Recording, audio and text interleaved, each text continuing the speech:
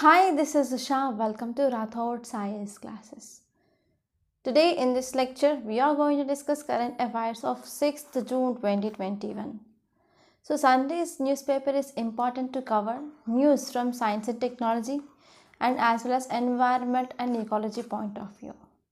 So in this lecture, we are going to discuss 8 topics which are very much relevant to UPSC.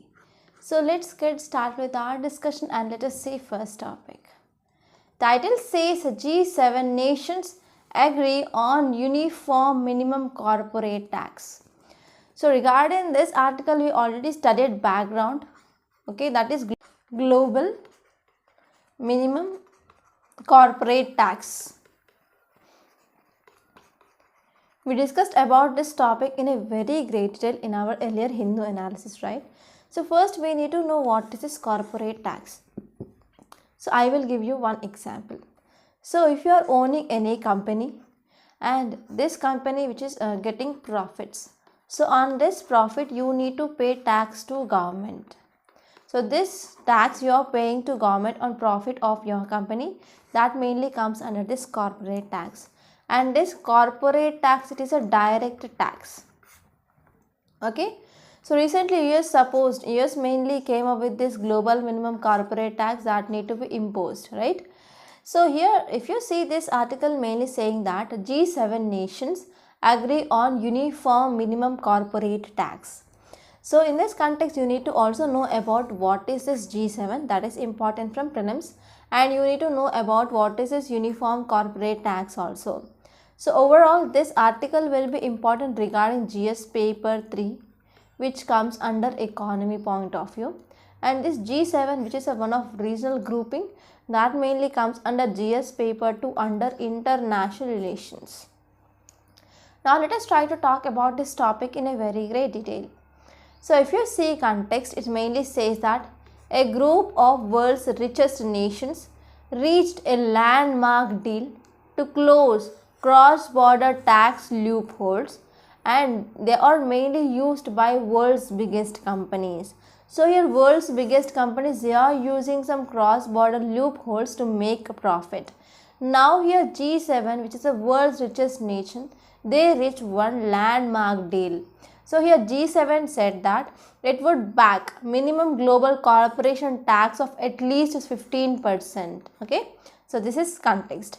And if you see here this G7 finance minister meeting that held recently, so in that meeting they reached a historic agreement to reform global tax system, and it will be helpful to make fit for global digital age also. Okay, so important aim of this agreement, it is to end decades long race to bottom. That means there are many countries which are mainly attracting these MNCs. Mainly they are offering low rate of corporate tax or tax exemptions, and they are mainly attracting this global big companies or MNCs. So it is mainly going to end now. So if you are talking about some facts regarding this G7, so what are this G7? So this G7, it is intergovernmental organization which mainly established in year 1975, and this organization which meets annually mainly to discuss issues of common interest. They include global economic governance, international security, energy policy, etc. So it mainly deals or it mainly discusses these issues, and they are going to meet annually. And G7 does not have a formal constitution or fixed headquarters. And decisions which are taken by leaders during this annual summit, they are non-binding also. So now let us talk about members. So this will be very important from prelims. So if you are talking about members, so G7, that is a group 7, contains 7 members. Okay, so this is a block of industrialized democracy. They include France, Germany, Italy, UK, Japan, US and Canada. So you have to remember these 7 names. Okay, and this G7 was also known as G8 for several years. After original 7, they are joined by Russia in 1997. So for this G7 group, Russia added in year 1977, and from now it is called as G8. But in 2014, after Russia annexed Crimea, so it mainly expelled out of this group. Again it became G7.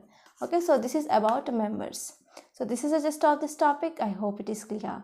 And now let us move on to next topic. Title says Pakistan makes progress on terror finance ratings. So this article mainly talking about Pakistan progress regarding this terror finance rating, mainly in this AAP, that is Asia Pacific Group. And you need to also focus on this, what is this FATF, Financial Action Task Force here. So now we are going to have this meeting of this financial task force in this month, in June. Okay, so they are going to see whether Pakistan to be remained in grey list of this FATF or to be downgraded to blacklist or to remove out of this list. Okay, so this is some important background that you should remember. And this topic will be important regarding international relations, which comes under GS paper 2. Now let us try to talk about this topic in a very great detail. First, let us see context. So context mainly says that Pakistan improved its ratings mainly with Asia Pacific Group, that is AAPG, mainly regarding money laundering. So this AAPG group, it is a 41 countries grouping, and it is one of regional associate of Financial Action Task Force. And this Asia Pacific Group, it is a head of decision on its grey listing status. So whenever any country which is placed in this grey list, and they will be given 27 action point, right? So whether these countries are placed in this grey list, they are following these points or not, so it will be look after, and final decision will be taken by this Asia Pacific Group. So because of this is in news. And now let us try to see some important details. So if you see details, it mainly says that out of 40 parameters, Pakistan made progress in about 21, and it again downgraded to one number here. So because of this, Pakistan moved up one category in its evaluation at this Asia Pacific Group now. So this group mainly says that out of this 40 points, 31 points are totally incomplete, and they are mainly achieved by Pakistan here. So now here some important steps were taken by Pakistan regarding anti-money laundering, combating financing of terrorism, etc. So because of this, now it downgraded to number 1. Okay, that means one country, Pakistan mainly move up one category in its evaluation in this group. So here government sources mainly says that it is not necessary that Pakistan improvement in this APG would lead to reprive it this FATF. Okay, so FATF in June, in this month, we are going to have plenary meeting. So in that plenary meeting, FATF will decide whether this Pakistan will retain in grey list or to downgrade to blacklist, or they are removed in these two lists or not. Here further decision will be taken by FATF. And if you are talking about this Pakistan and FATF, FATF cleared Pakistan on 24 out of 27 points of action plan. So this 27 action plan mainly tasked to this Pakistan in year 2018, and now Pakistan mainly claims that out of this 3 also, so action plan also be cleared by Pakistan in regarding demonstrating that terror financing investigations and as well as prosecutions of target persons and also entities acting on behalf or directive of designated persons or entities. So in these areas also here Pakistan mainly improved that. So now let us try to see some facts regarding this FATF. So this FATF mainly stands for Financial Action Task Force. It is inter-government body which established in year 1989. So in G7 summit in Paris, so this body came into picture. So if you are talking about objectives of this FATF, first one, it is to set standards and also to promote some effective implementation of legal, regulatory and also operational measures. So mainly it is going to take legal, regulatory and operational measures mainly to combat money laundering and as well as terrorist financing and as well as other related threats which leads to integrity of international financial system. So what happened here? So this is one of important organization which is coming up with legal, regulated and as well as some operational measures that will be very much helpful to combat money laundering and also terror financing and as well as other related threats. So whenever these threats are having some danger or posing some threat to integrity of financial system of country, here FATF will come and take into action. And if you are talking about member countries, there are 37 member countries, and out of this India is also one of member. So if you are talking about FATF list, it mainly having two lists. First one is a grey list, second one is a black list. So whenever any countries which are acting as terror fund, safe havens for terror funding and as well as money laundering, so those countries will be placed in this grey list.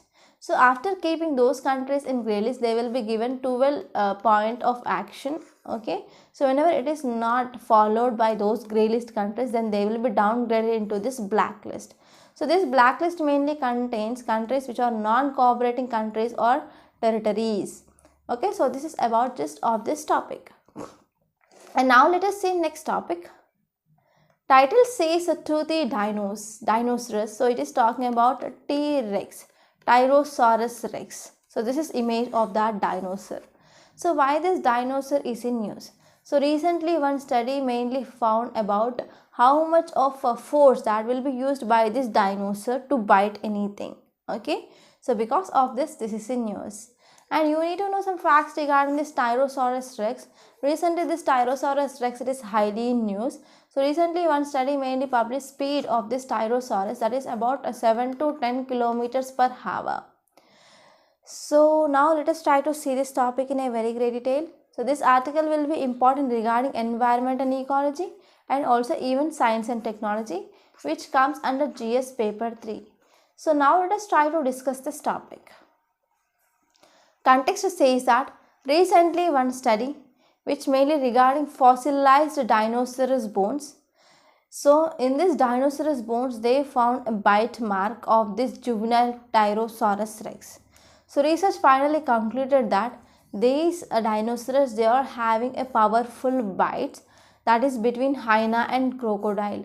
So if you see details, it mainly says that it exerted 5,641 newtons of force. And if you see normal human bite, they can bite with a very force that will not exceed 300 newtons of force. But now these dinosaurs, they mainly use 5,641 newtons of force. So now let us try to see some facts regarding this Tyrannosaurus Rex. So it is one of most fearsome eating machine that evolved on earth.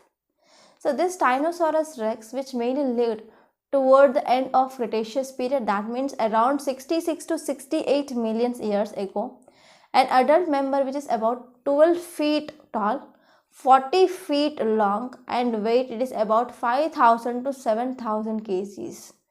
And if you are talking about dinosaurs inhabitation, so it mainly inhabited in western US, and in India we do not found this dinosaur. And if you see habitat, it mainly extended from Alaska in North America until Mexico in south. So these are some important things that you should remember regarding this topic. And now let us move on to next topic. So if you see this image, you can see fish, right? So it is electric fish.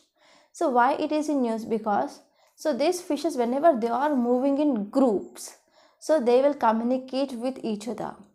So there is one similarity in communication with humans and as well as this electric fish that mainly demonstrated in this article. So now let us talk about this topic in a very great detail. Again, this topic will be important regarding science and technology point of view, which comes under GS paper 3. So now let us see context. So if you see context, it mainly says that study published in Current Biology.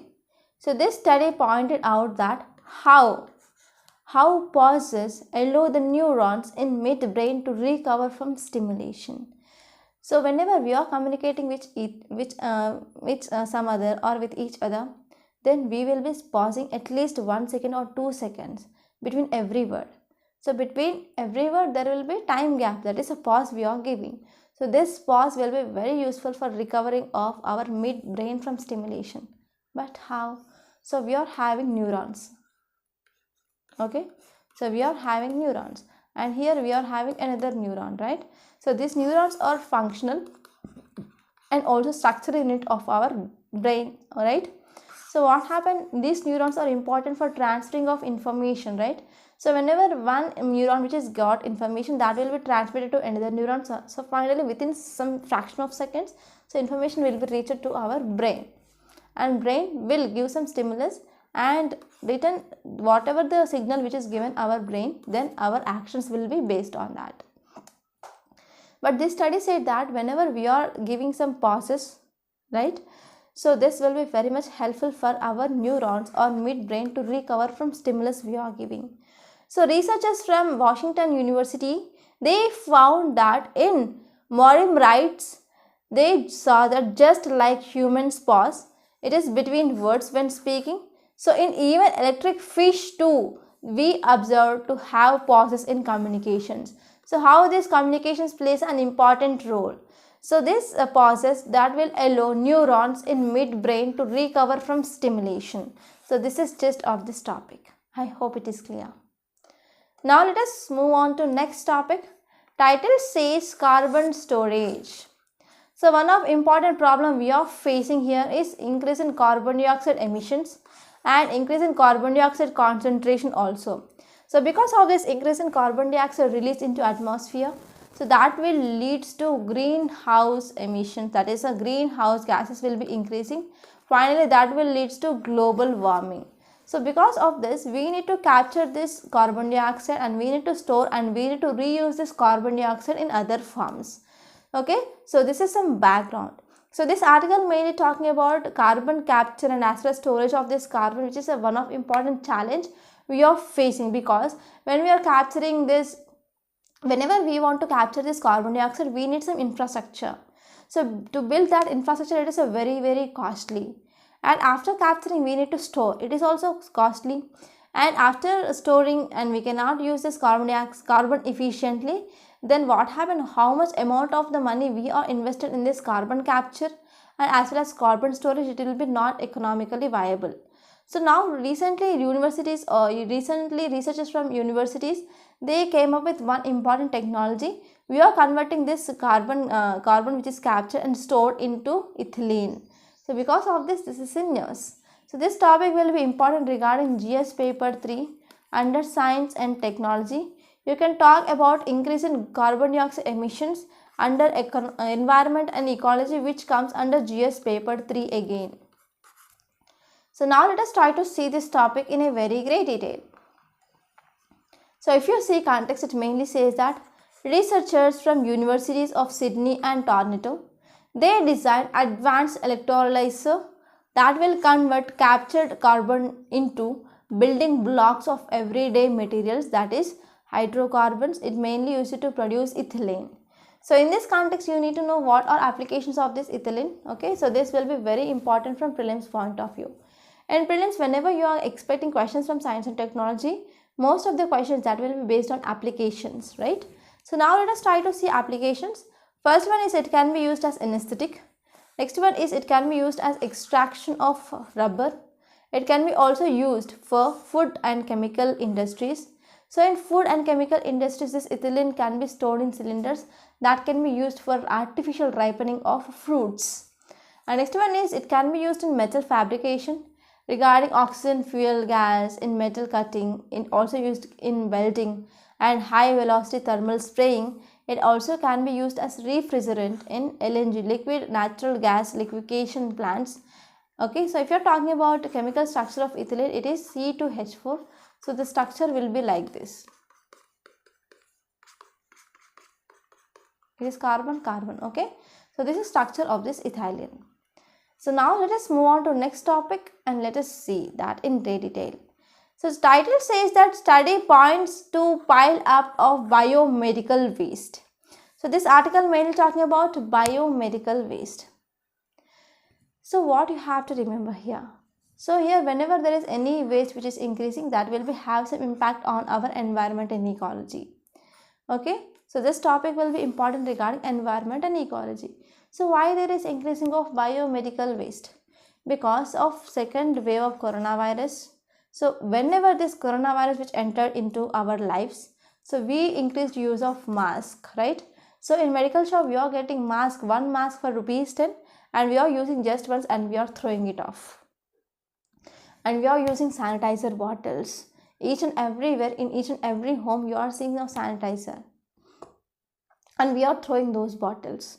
And not only that, whenever people who are admitting in hospitals with COVID-19, so they will be getting treatment, right? So they will be injected with number of injectables, and there will be use of cotton, and there will be use of PPE kits.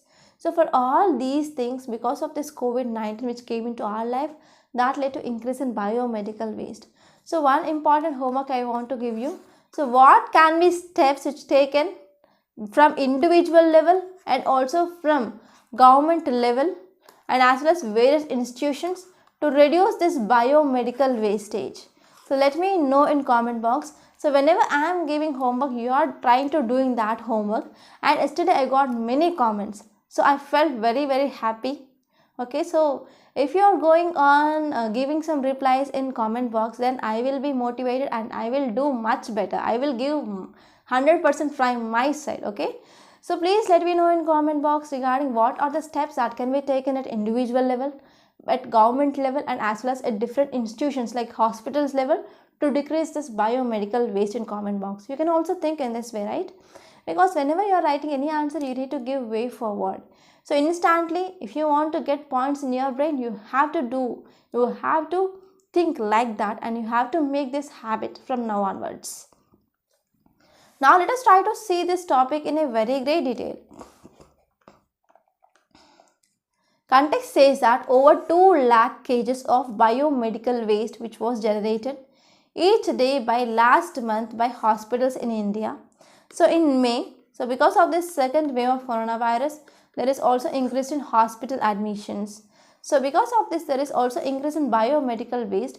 So in India, we generated about 2 lakh kgs of this biomedical waste per single day in month of May here. So it is according to new report. The report here is State of India's Environment 2021, which released by Center for Science and Environment. It mainly said that 2,03,000 kgs of biomedical waste that generated daily. Okay, so it is of 33% of India's non-COVID biomedical waste. So biomedical waste from COVID-19 patients is very much high from non-COVID biomedical waste. So if you're talking about details, it mainly said that COVID-19 biomedical waste generated per day in May, which is very much high when we are comparing with that of April, that is 46% of high that is seen in generation in May than compared to April. So why it is high? Because of increase in second wave of this coronavirus, and that led to increase in burden on healthcare infrastructure, and healthcare infrastructure, they are burdened beyond their limits. So because of this, there is increase in biomedical waste generation. So this is just of this topic, and now let us move on to next topic. Title says first human infection of H1N3 bird flu.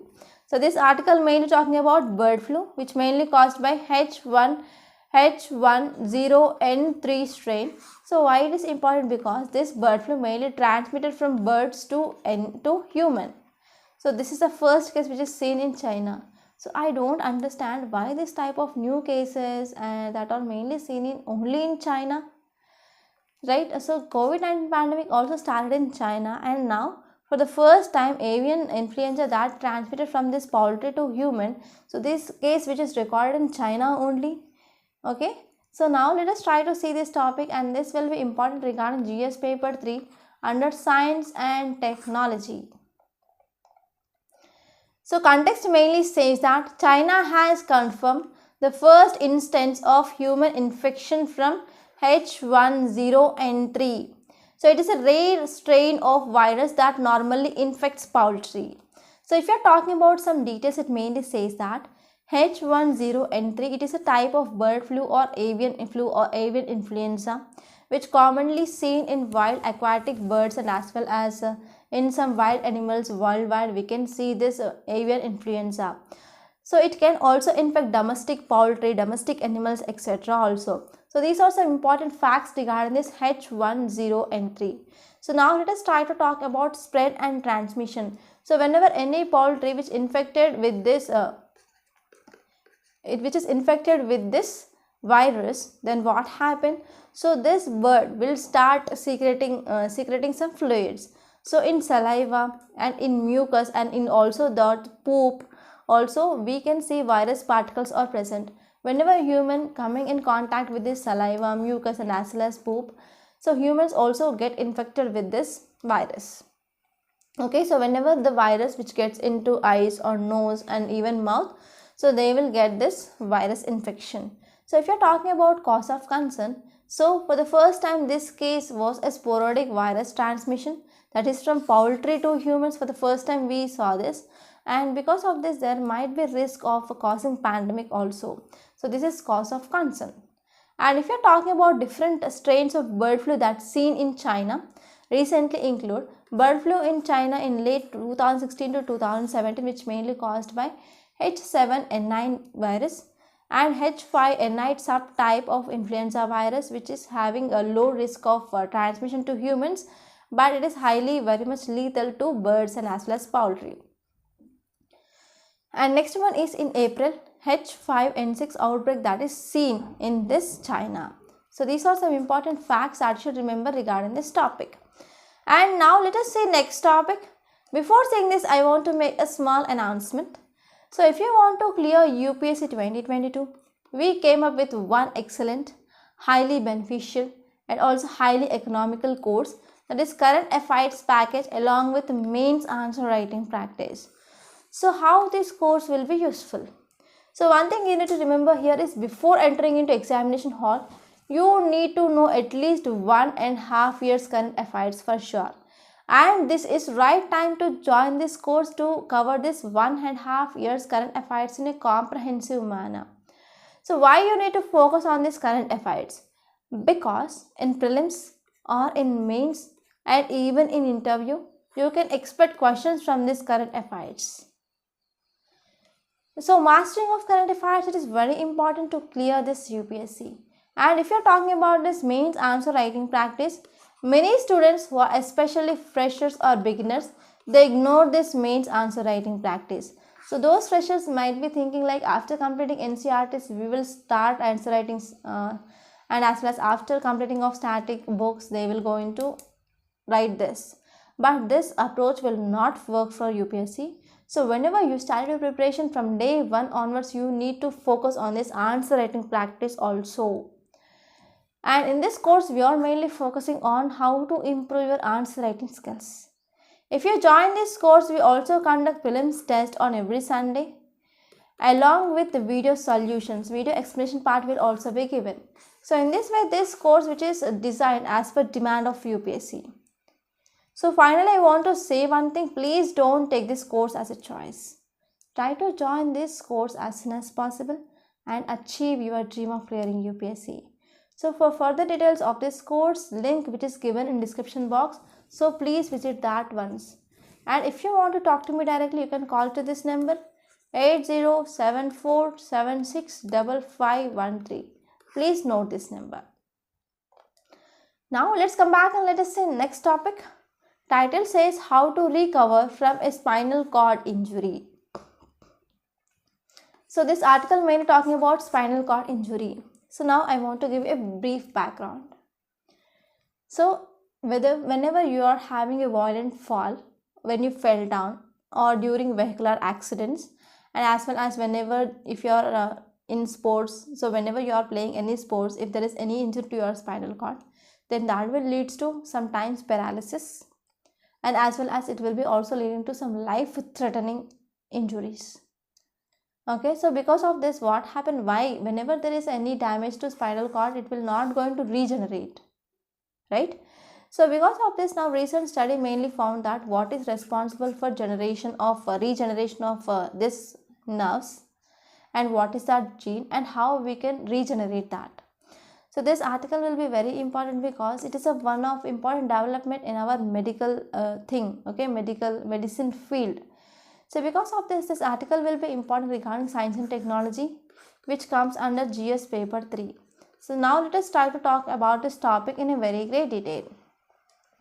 So whenever you are having violent fall or vehicular accident or in sports, so injury that can damage spinal cord and brain, So whenever there is injury which mainly occur to your spinal cord which is present here, and your brain which is present in your skull.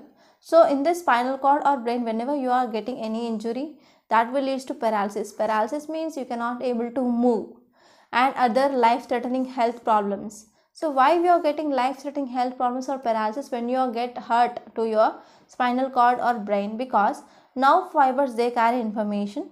If they cause any damage, they cannot able to regrow. Okay, so that will lead to irreversible damage to your human body. So if you're talking about details here, so using novel bioinformatic frameworks and as well as screening platforms, researchers, they identified new gene combination. So this gene combination that will help to enhance growth of nerve fibers after injury. Okay, so if you're talking about study, that gene mainly include KLF6NR5A2. so this combination of genes which is mainly helpful for regeneration of our genes. So this regeneration of our nerves. So this genes that led to enhanced growth of our nerve fibers after this injury. So if you are talking about these genes which is mainly activated in our body, that is at 18th day of embryonic development, that is fetus development in womb, till after birth only for 1 week. So within this time framework, this gene will be very much activated. Okay, so in this time, whenever there is any damage to neurons also, there will be easily redeveloped, okay, regenerated. So here genes, they are very much helpful for growing of axons here. So whenever if there is any injury happen during this period of 18 days of embryo till 1 week after birth, so if there is any injury happen, then genes, they will quickly deploy these networks to repair. But what happen if there is any injury which happened after a week, okay, after a week after birth, then what happened, this gene, there will be no longer active, because active developmental axon growth will be ended within 1 week after birth. So because of this, after this gene will be inactivated. Okay, so this study mainly said that we are able to turn back this gene network response to injury. So when we are turn backing this genes network, then there is a chance of high regenerative success. So we can go for repair of our neurons whenever we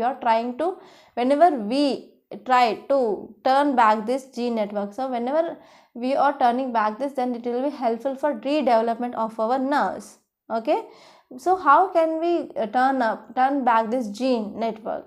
So this can be mainly done by manipulating transcription factors. So these transcription factors, which are very much important for regulation of expression of hundreds of growth relevant genes. So whenever we are activating this through manipulating any transcription, then it will be highly possible, and if it is successful, then it will be a miracle in our medical development. Okay, so this is gist of this topic. I hope it is clear. By this we are concluding today. I hope you enjoyed this lecture. Please subscribe to my channel and don't forget to like, share and comment my videos. And don't forget to enroll this current affairs package. Thank you so much.